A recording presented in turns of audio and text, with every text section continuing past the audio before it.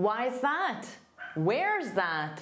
Say what? Would you know how to respond to these short but very common questions used by natives in the real world? I don't know. I don't know. I don't know. Today, you'll learn how to ask and answer the most common short questions like why is that, where is that, say what, and 23 more. Welcome back to JForrest English. Of course, I'm Jennifer. Now let's get started. Why is that? Why is that?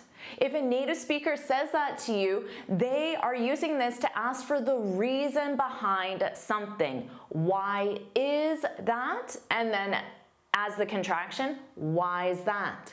So when someone makes a surprising statement like, I'm leaving early today, this isn't something they normally do.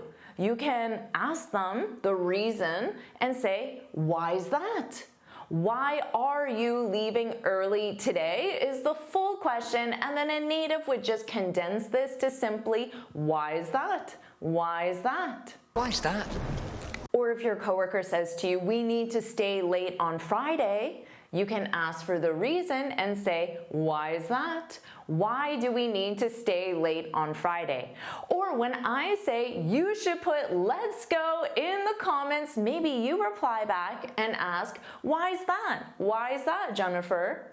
Well, the reason why is because YouTube promotes videos with high engagement, which will help support the channel. So leaving a comment or liking this video is an easy thing you can do. So please show your support. And that is why you should do it. And don't worry about taking notes. I summarize everything in a free lesson PDF. You can find the link in the description. How about where's that? Where is that? This is to ask about the specific location of something. So where is that? And that represents whatever place has been mentioned. Where is that? So when someone mentions a place that you don't know, but perhaps they assume you know. For example, they say every Friday there's a farmer's market in Boston Park. But you don't know where Boston Park is. You can say, where's that? And that represents Boston Park. So it's like asking, where is Boston Park? Okay, that sounds great. Where's that?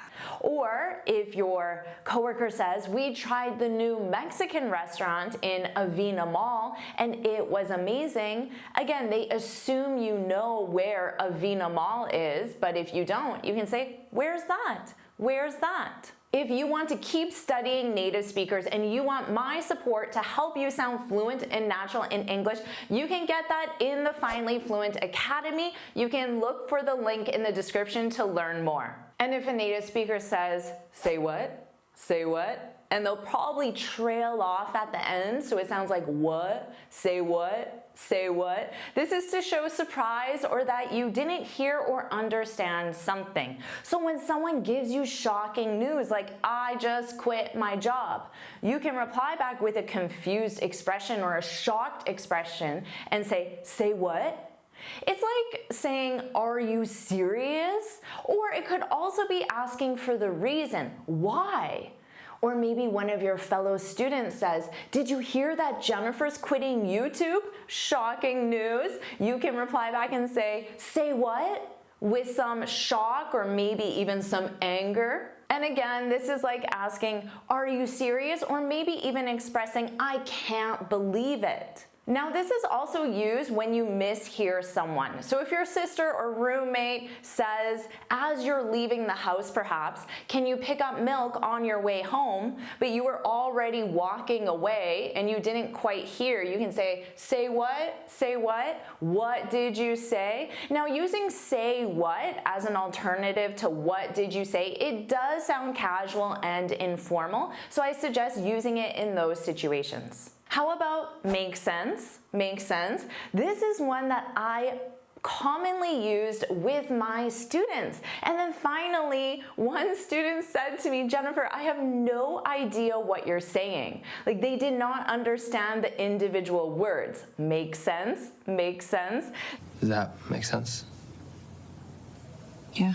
This is to check if someone understands your explanation. The full form is does that being my explanation, does that make sense? And optionally, you can add to you. Does that make sense to you?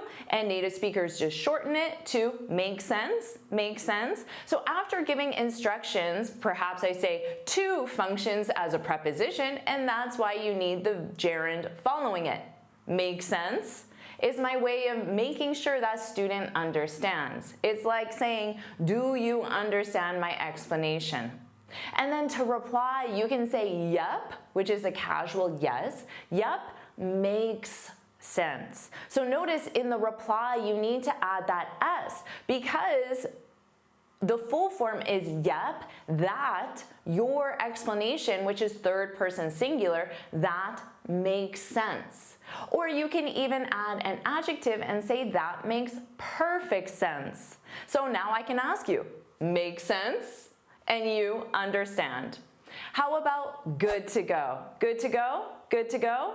This is to check if someone is ready or finished with preparations. So before leaving a location, whether that's home or the mall or a restaurant, you can simply ask, good to go? Good to go? This is like asking, are you ready to leave the house, restaurant, mall, wherever you are? Good to go? And then they can reply back and say, yep, all good, or simply repeat it, but this time as a statement, not as a question. Good to go. So a falling intonation marks a statement and a rising intonation marks a question. Good to go? Good to go. You're good to go. Now also you can use this before starting something like a presentation or a meeting. Maybe you let the room know, my slides are ready. Good to go?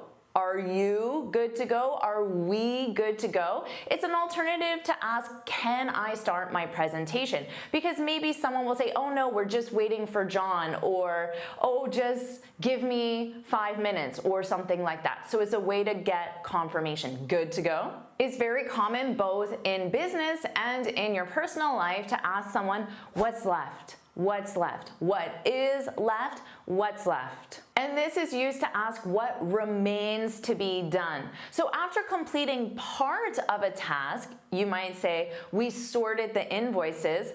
What's left? What's left? This is like asking, what else do we need to do to complete this? This being the larger task when you complete one part. You know, what's left? Or maybe when you're preparing for a trip at home, you can say, I cleaned out the fridge and watered all the plants. What's left? What's left? What else do we need to do before the trip? Now, as a reply, hopefully your partner says, nothing's left. We're good to go. We're good to go. Or you might ask someone, what changed? What changed? This is used to ask what is different from before. So you can use this when noticing a difference. So maybe a difference in appearance. You might say, your office looks different. What changed? Because you know something is different, but you can't identify it. What changed? And then they say, it was repainted last week. What changed about your office? What changed? Or it's like asking what's different about your office. So it means changed or different. Or maybe you can say, I thought the budget meeting was on Tuesday. What changed? And you can use this if you now see in your calendar that the budget meeting is on Wednesday. And then your coworker could say, oh, Barb's away that day, so we had to push it to Wednesday.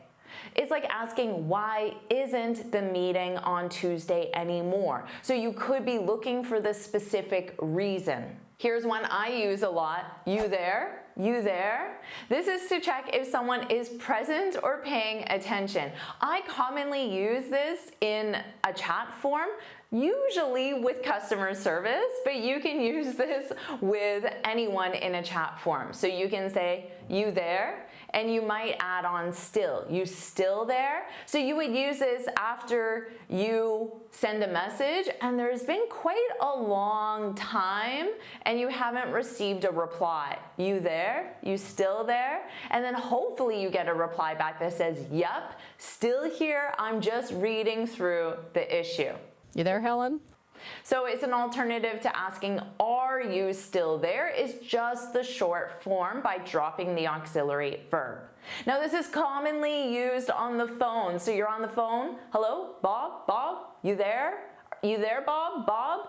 And then you are wondering if Bob is still on the call. So are you still on the call, Bob? And he's not replying, so no, Bob isn't there. Here's one I commonly ask, more so in a social situation, but you can use this in a business situation.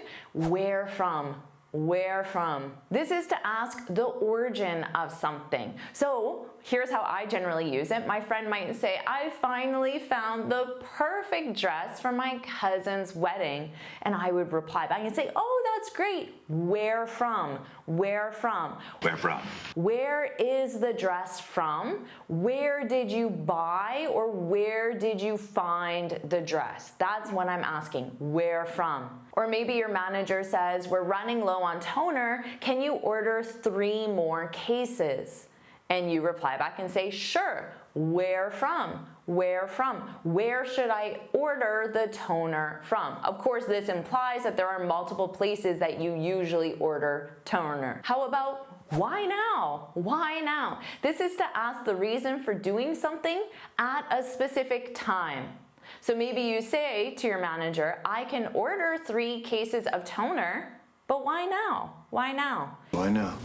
It's like asking, why do you want me to order the toner now?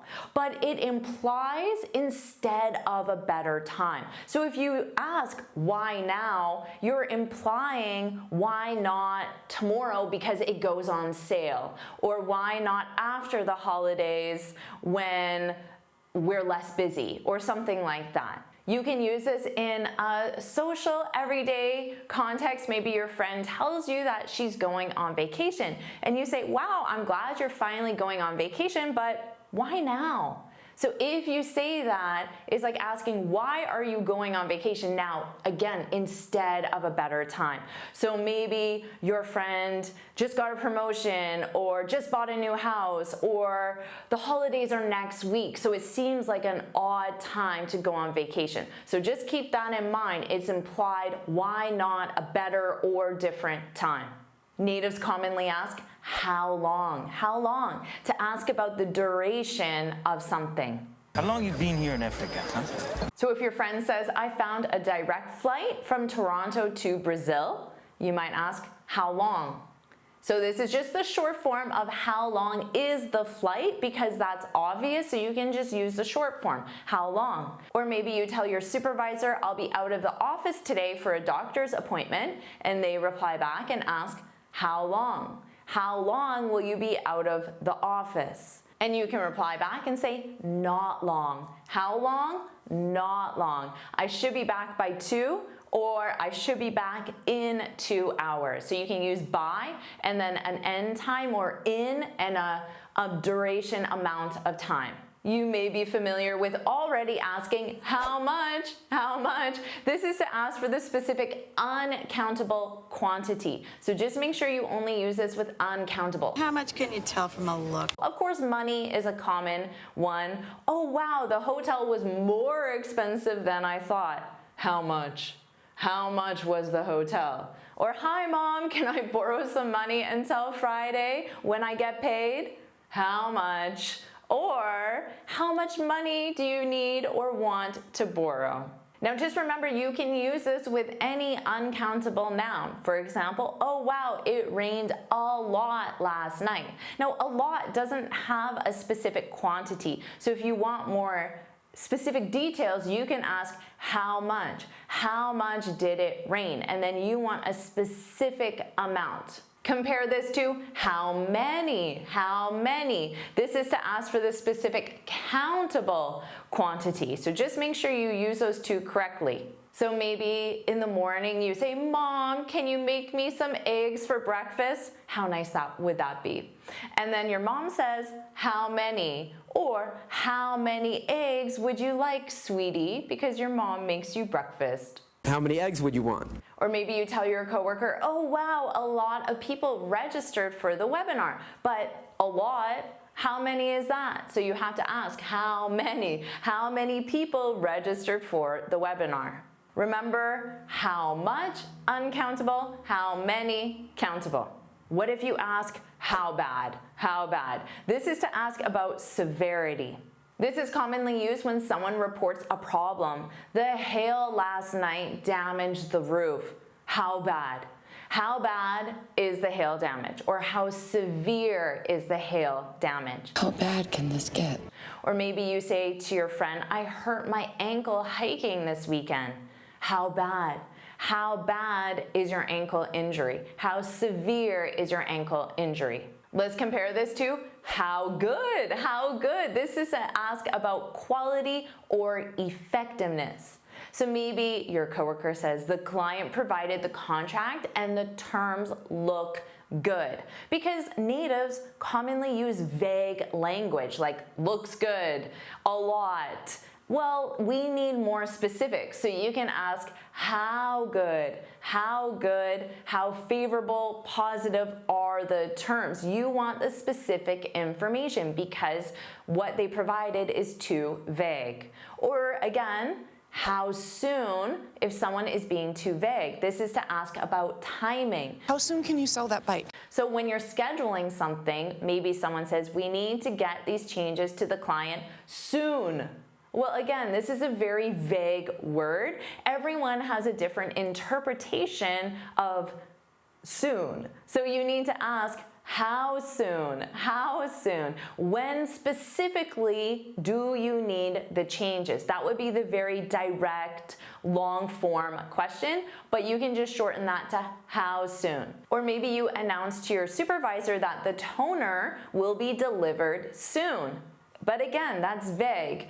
And your supervisor asks, how soon? And then you provide more specifics and say, it should be here this afternoon. Again, still relatively vague, but more specific than soon. Here's a short question you can use every day. What's new? What's new?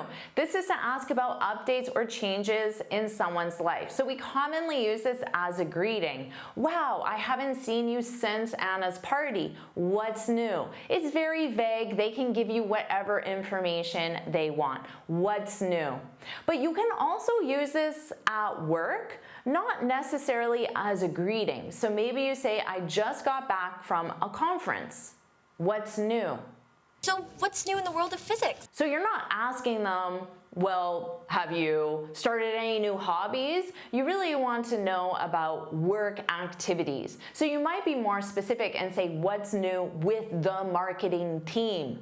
Have you hired anyone, fired anyone, completed any projects? What's new with the Emerson project? Did we get the contract? Did we start it? So you can be more specific and say what's new with and then something specific. Another short question used as a greeting is, how's life? This is to ask about someone's overall well-being. So as a casual greeting, you might say, wow, I haven't seen you since we graduated. How's life? So we commonly use this when you haven't seen someone for a long time and you have no idea what their life is like. What are they doing for work? What is their relationship status? What are their interests? So in that sense, you can use this greeting. How's life? You can also use this when you're checking on a friend. So maybe there's been some life event, so you want to know how they're doing. So you might say, I haven't seen you lately. How's life? Or perhaps you must be so busy as a new mom. How's life? How's life as a new mom? How's life since this important event happened? Another one you will use regularly, you free, you free. This is to ask if someone has time to do something. Are you free for dinner tomorrow? So you can use this when planning to meet. In a social context, you might tell your friend, we're seeing a movie on Friday. You free? This is like asking, are you free to see a movie on Friday? Or are you free to join us on Friday? You free? Or you can use this when asking for help. You might say, I need someone to review this Excel to make sure it's accurate. You free? Are you free? Are you available to review this Excel? Or it would be an alternative to the more standard, do you have time to review this Excel? You free? You free? You can also use the opposite, you busy, you busy. This is to check someone's availability. So before asking for help, you might say, hey Jack, you busy? You busy? You busy right now? Are you busy? And then it just drops that auxiliary verb. Hey Jack, you busy? And then he says, nope, what's up? Which is a casual way of asking, what do you need? Nope, what do you need? So in this context, what's up isn't a greeting, it's used to ask, what do you need? You can also use got a minute? Got a minute? This is to ask for someone's time briefly. So a minute represents a short amount of time. Using got is a more casual way of asking, do you have a minute? Native speakers also use got a sec instead of minute, and sec is short for second. Got a sec, got a second, got a minute. Those three are very common. You can use this before asking a quick question just to make sure you're not interrupting. Hey Jack, got a minute? And then once you get confirmation from Jack, you ask the question or ask for help, whatever you wanted to do. Yo, pal, you got a minute? You can also use this to get someone's attention. So I might knock on someone's door, and then once they make eye contact, I would say, Asha, got a minute? Got a minute?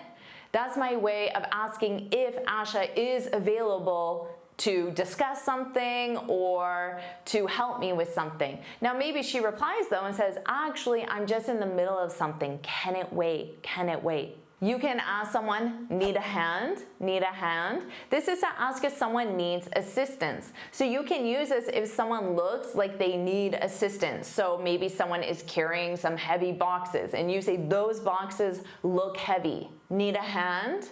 So this is a short form of the standard, do you need a hand? And then you're just dropping the auxiliary verb and the subject, need a hand? Need a hand? And the person can reply and say, yes, I'd love one. One, because it's a hand. It's never need hands, it's need a hand. So it's yes, I'd love one. I'd love a hand, thanks. Or maybe they decline your help and they say, I'm good, but thanks.